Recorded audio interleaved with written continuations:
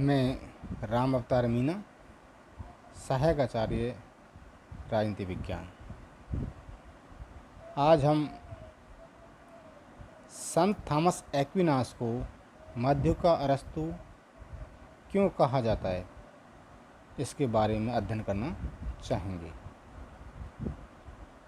मैं आपको बताना चाहूँगा कि अरस्तु का जन्म यूनान में 384 ईसा पूर्व में हुआ और उनकी मृत्यु 322 ईसा पूर्व में हुई।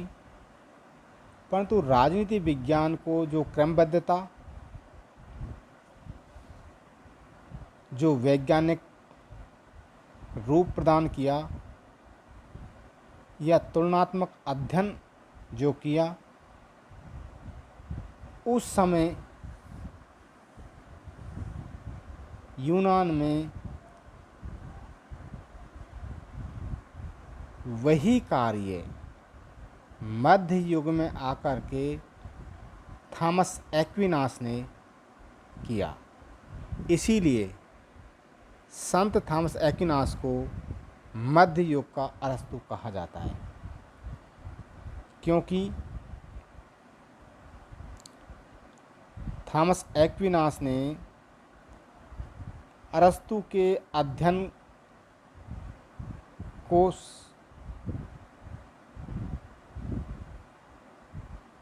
स्वीकार किया और अपने अध्ययन में समाहित भी किया। जैसे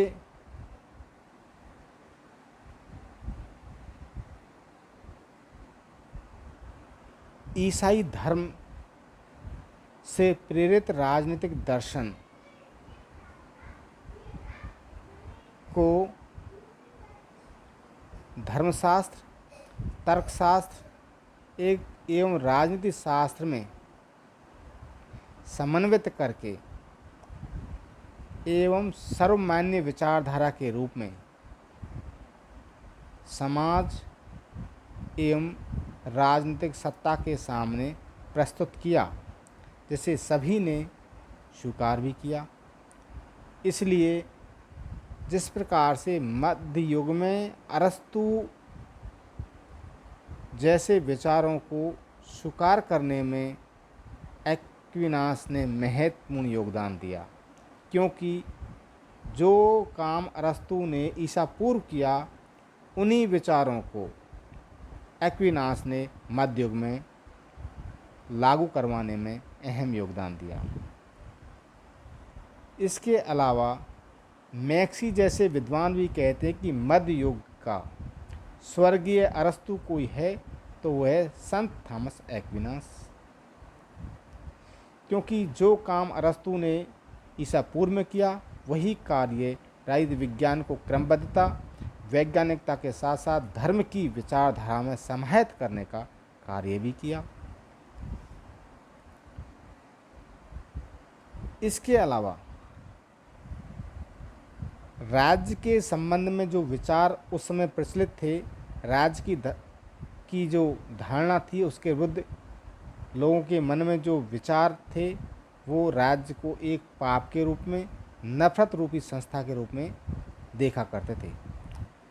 परंतु संत थॉमस एक्विनास ने राज्य को एक आवश्यक संस्था के रूप में स्वीकार करने में अहम योगदान दिया, क्योंकि उन्होंने कहा कि मानव जीवन के दो लक्ष्य हैं,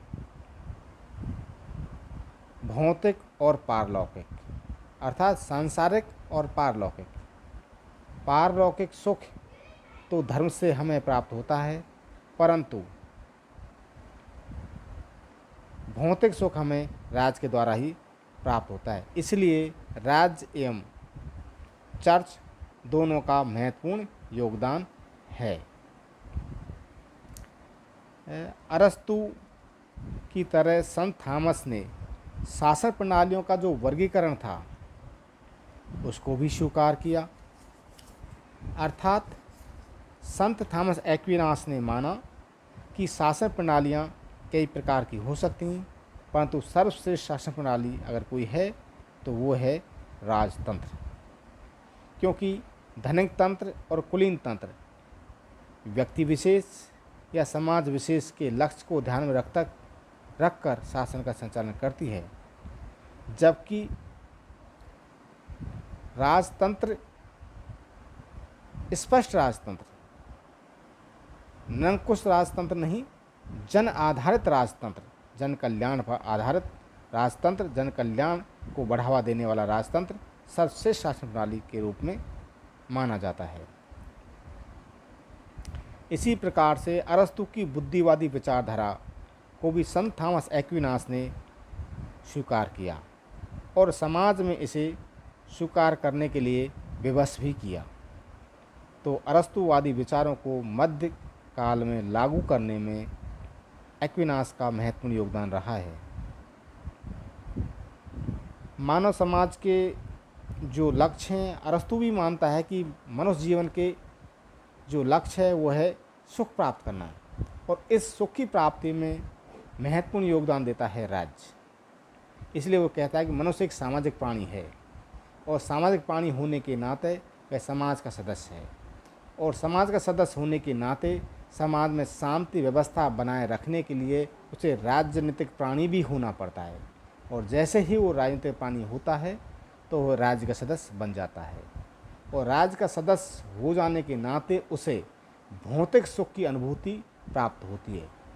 इसी प्रकार से संत थॉमस एक्विनास कहते हैं कि मनुष्य सामाजिक प्राणी तो है, उसे राज्य के द्वारा भौतिक सुख की प्राप्ति होती है, परंतु ये सुख क्षणिक सुख है। स्थायी सुख उसे पारलौकिक सुख से मिलता है, और ये पारलौकिक सुख उसे चर्च के माध्यम से या ईसाई धर्म के माध्यम से प्राप्त होता है।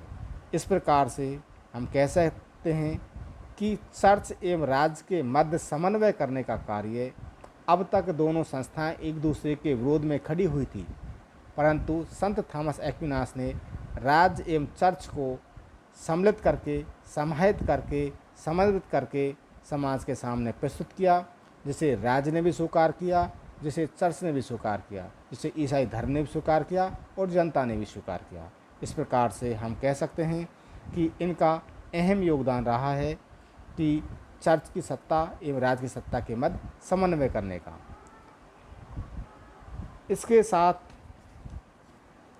इनके अन्य जो विचार हैं, जहाँ पर ये बुद्धिवादी विचारधारा की बात करें या मानव समाज की बात करें या मानव जीवन के लौकिक सुख की बात करें, इन सभी जगह अरस्तु एवं संत थॉमस एक्विनास के विचार एक जैसे थे। अर्थात हम कह सकते हैं कि प्राचीन युग में अरस्तु ने जो विचारों का प्रतिपादन किया, उन्हीं विचारों के साथ साथ मध्य युग में अरस्तु ने उन विचारों को रखा। इसलिए हम कह सकते हैं कि मध्य युग में भी अरस्तु पुनः जिंदा हो गया था संत थॉमस एक्विनास के रूप में। धन्यवाद।